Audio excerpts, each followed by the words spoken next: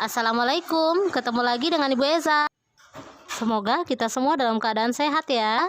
Kali ini kita akan lanjutkan pembahasan matematika wajib kelas 10 SMA-nya, yaitu mengenai trigonometri. Disimak sampai habis ya, jangan di skip agar kamu tidak gagal paham.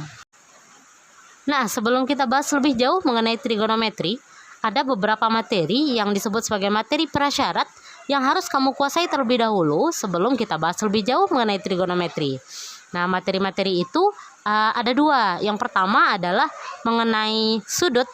Nah, sudut adalah materi yang harus kamu kuasai dulu sebelum membahas trigonometri.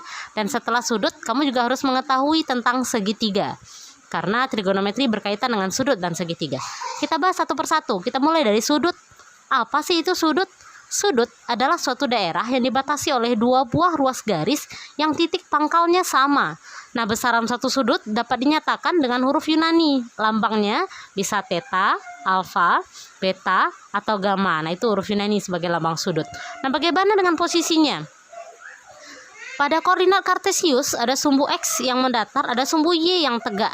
Nah, andaikan sumbu X positif ini, yang kita mulai dari sumbu X positif sebagai sudut 0 derajat, kalau X positifnya kita putar berlawanan arah jarum jam, maka akan terbentuk sudut dari antara X positif dengan sumbu yang sudah kita putar. Nah, dari 0 derajat sampai ke 90 derajat, itu wilayahnya disebut dengan kuadran 1. Nah, sudutnya disebut dengan sudut lancip. Nah, kalau putarannya kita teruskan dari 90 derajat sampai ke 180 derajat. Nah, itu namanya sudut yang terletak di kuadran 2. Dan sudutnya kita kenal sebagai sudut tumpul. Lalu dari 180 derajat, kalau kita lanjutkan terus memutar sumbunya berlawanan arah jarum jam, kita akan sampai ke sudut 270 derajat. Nah, berarti 180 derajat sampai 270 derajat itu namanya sudut yang terletak di kuadran 3. Lanjut dari 270 derajat sampai ke sudut 360 derajat, itu namanya daerah di kuadran 4. Dan ketika sudut kita putar berlawanan arah jarum jam, sudutnya disebut dengan sudut positif. Tapi kalau diputar searah dengan jarum jam, yang akan terbentuk adalah sudut negatif. Nah, itu dia posisi sebuah sudut. Nah, bagaimana dengan satuannya? Besar sudut satu putaran dalam derajat adalah 360 derajat. Jadi satu putaran penuh itu 360 derajat. Ini berarti bahwa 1 derajat itu sama dengan 1/360 putaran. Nah, ukuran sudut yang lebih kecil daripada derajat itu adalah menit dan detik. Dan hubungannya masing-masing adalah 1 derajat itu sama dengan 60 menit. 1 menit itu adalah 60 detik. Berarti 1 derajat itu adalah 3600 detik. Nah, satuan yang lain adalah radian. Ukuran radian banyak digunakan dalam matematika terapan. 1 radian adalah besar sudut pusat busur lingkaran yang panjangnya sama dengan jari-jari. Nah, secara umum apabila panjang busur AB sama dengan S, maka sudut pusat lingkaran yang menghadap busur AB tersebut adalah theta, sama dengan S/R. Nah, itu dia satuan radian. Kita lanjutkan dengan membahas beberapa soal untuk mengubah satuan sudut. Karena satuan sudut tadi tidak hanya satu buah.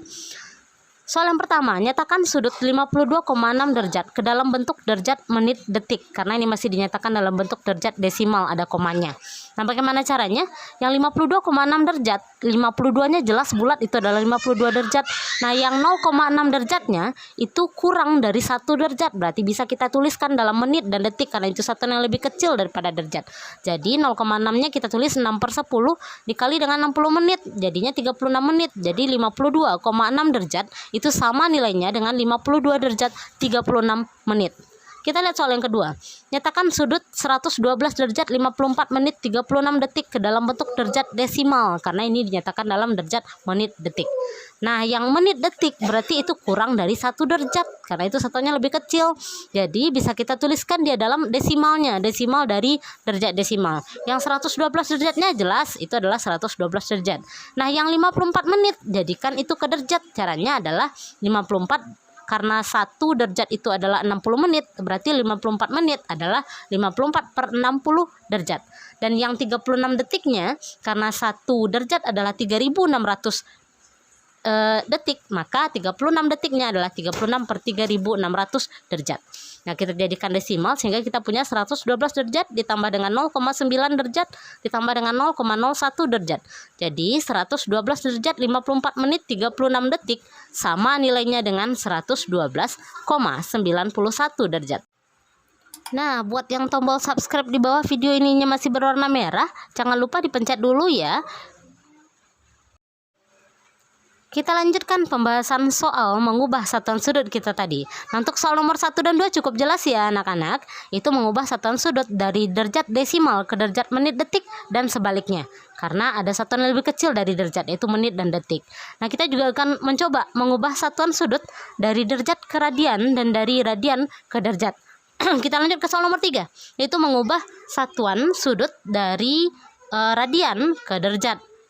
Nah, kita coba menyelesaikannya. Soal yang ketiga, 5/6 pi radian itu berapa derajat katanya. Maka untuk mengubahnya, kita akan mengalihkan 5/6 pi radian kita tadi dengan 180 derajat per pi radian. Sehingga pi radiannya bisa kita eliminir, coret-coret, tinggallah 5/6 dikali dengan 180 derajat. Dapatlah 150 derajat. Jadi 5/6 pi radian sama nilainya dengan 150 derajat. Nah, kita coba membalik prosesnya. Ubahlah sudut 75 derajat ke dalam satuan radian. Maka untuk mengubahnya kita juga akan mengali seperti soal nomor 3 tadi, tapi kita kalinya dengan pi radian per 180 derajat. Sehingga kita punya 75 derajat per 180 derajat itu adalah 5/12. Pi radiannya tetap ada, maka 5/12 pi radian itulah nilai dari 75 derajat. Jadi untuk mengubah satuan sudut dari radian ke derajat, kita akan mengalinya dengan 180 derajat per pi radian. Nah, bagaimana dengan sudut pada jarum jam? Kalau kamu lihat jam analog yang ada di rumah, jam dinding misalnya, atau jam gadang yang ada di Bukit Tinggi, itu ada jarum yang menunjukkan angka-angka pada jam tersebut. Nah, pada jarum jam terdapat jarum pendek untuk menunjukkan jamnya, dan ada jarum panjang untuk menunjukkan menitnya. Nah, misalkan pada pukul A lewat B menit, artinya jam A lebih B menit. Misalkan pukul 3:45, itu artinya A-nya sama dengan 3 dan B-nya sama dengan 45. Nah, dalam satu putaran penuh, tadi kita tahu bahwa satu putaran penuh itu adalah 360 derajat dalam satuan derajat. Nah, kalau jam itu satu putaran penuhnya itu selama 12 jam. Tadi kita punya dua jarum, ada jarum panjang yang menunjukkan menit dan ada jarum pendek yang menunjukkan jam. Nah, dalam satu putaran penuh ada 12 jam. Berarti itu 360 derajat. Jadi selama 1 jam jarum pendek atau jarum jam akan bergerak sejauh 360 derajat per 12, yaitu 30 derajat. Sehingga sudut yang dibentuk oleh jarum kecil atau jarum pendek atau jarum jam itu menunjukkan sudut jamnya adalah sejauh A ditambah B per 60 dikali dengan 30 derajat.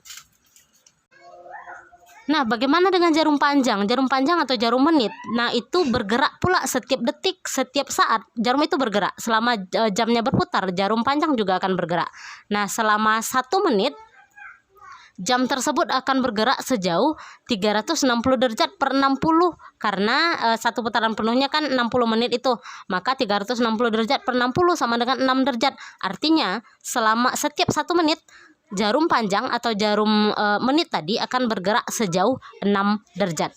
Sehingga sudut yang dibentuk oleh jarum panjang atau penunjuk menit pada pukul A lebih B adalah sudut menit itu sejauh B dikali 6 derajat.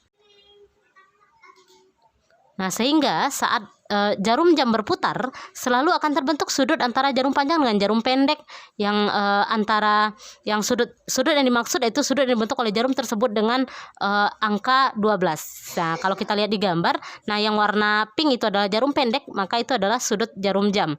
Nah, yang biru itu adalah jarum panjang, itu kita sebut sebagai sudut jarum menit.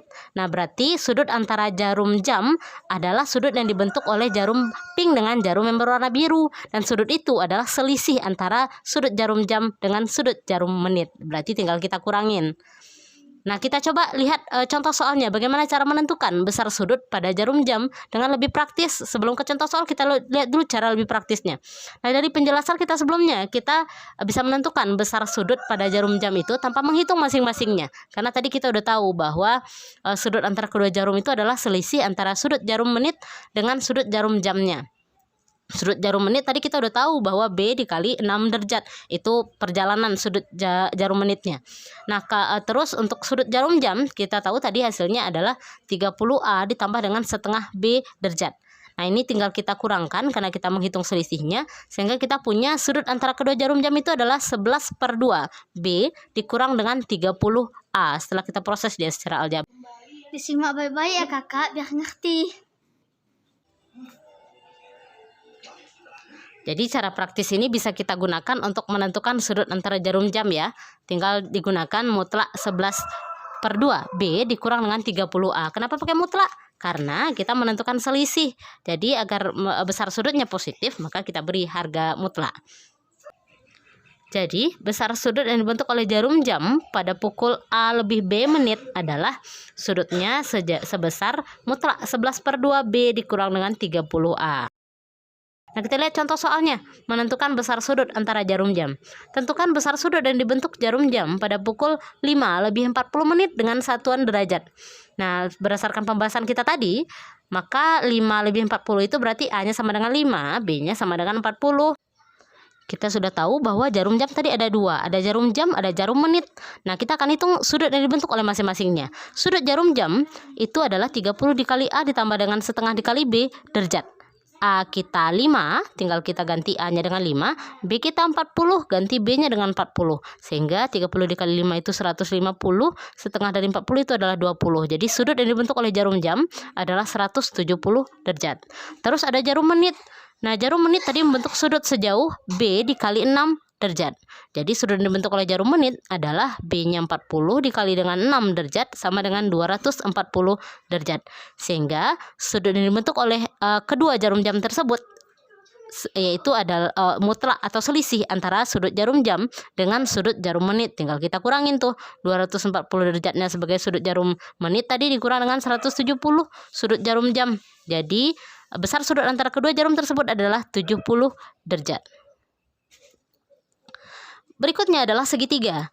Apa itu segitiga? Segitiga adalah bangun datar yang terdiri dari 3 sisi garis lurus dengan 3 titik sudut yang berjumlah 180 derajat. Nah, sejak tahun 300 sebelum Masehi, Euclid menemukan konsep bahwa jumlah ketiga sudut segitiga adalah 180 derajat. Hal ini memberikan kontribusi yang besar dalam konsep bangun datar seperti mencari panjang sisi dan panjang sudut. Nah, ini adalah materi berikutnya yang harus kamu kuasai sebelum membahas trigonometri. Ada banyak jenis segitiga, karena segitiga itu kita temui di mana-mana loh. Ada berbagai macam bentuk segitiga. Apa aja sih jenisnya? Seringkali kita ketemu dengan segitiga sama sisi, yaitu segitiga yang ketiga sisinya sama panjang. Nih contohnya, segitiga ABC adalah segitiga sama sisi. Ketiga sisinya sama panjangnya. Jadi AB sama dengan BC sama dengan AC. Yang kedua ada segitiga sembarang. Segitiga sembarang adalah segitiga yang panjang ketiga sisinya beda-beda. Jadi AB tidak sama dengan BC, tidak sama dengan AC. Itu namanya segitiga sembarang. Terus ada segitiga sama kaki.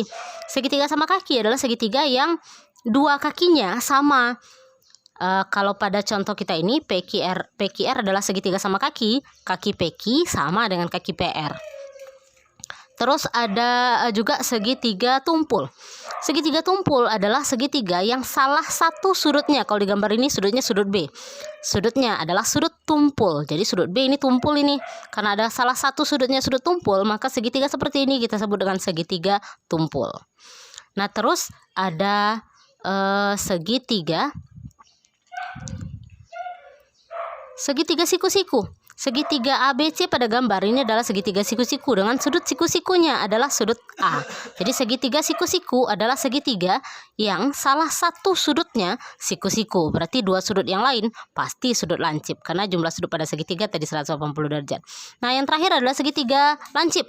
Nah, apa itu segitiga lancip? Yaitu segitiga yang ketiga-tiga sudutnya adalah sudut lancip. Jadi segitiga ABC pada gambar ini, sudut A, sudut B, dan sudut C-nya adalah sudut lancip. Makanya namanya adalah segitiga lancip.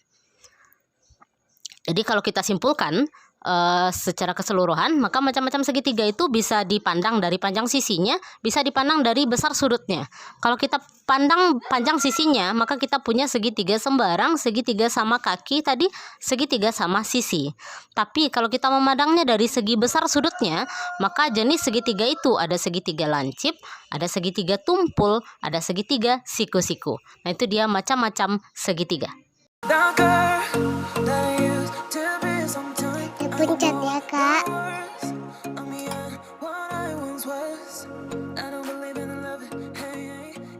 Nah, segitiga yang akan paling banyak kita gunakan di trigonometri adalah segitiga siku-siku. Maka kita akan bahas sifat segitiga siku-siku. Nah, dalam kehidupan sehari-hari kita sering melihat penerapan segitiga siku-siku seperti pada penggaris siku-siku, penyangga tiang siku-siku, dan siku-siku atap rumah. Nah, untuk memahami sifat-sifat segitiga siku-siku, perhatikan gambar di samping. Ada segitiga ABC di samping berwarna biru. Ada segitiga siku-siku, salah satu sudutnya besarnya adalah 90 derajat. Kalau di gambar ini, sudut 90 derajatnya adalah sudut B. Itu sudut siku-sikunya. Nah, kedua sisinya bisa sama panjang atau ketiga sisinya bisa tidak sama panjang dengan yang lain. Nah, jadi sisi BC dengan sisi AB bisa aja sama, bisa juga tidak sama.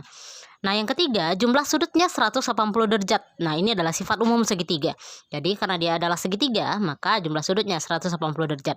Artinya, sudut A ditambah dengan sudut B ditambah dengan sudut C itu sama dengan 180 derajat. Nah, yang keempat, kedua sudutnya adalah sudut lancip. Jadi, sudut A dengan sudut C ini pasti sudut lancip karena sudut B-nya adalah siku-siku tadi ya. Yang kelima, berlaku teorema Pitagoras. Maka pada segitiga ABC kita ini akan berlaku persamaan AC kuadrat sama dengan BC kuadrat ditambah dengan AB kuadrat. Karena itu adalah teorema Pitagoras. Teorema ini adalah teorema yang pertama kali kamu kenal ketika berkenalan dengan segitiga. Nah, yang keenam, sisi miringnya disebut dengan hipotenusa.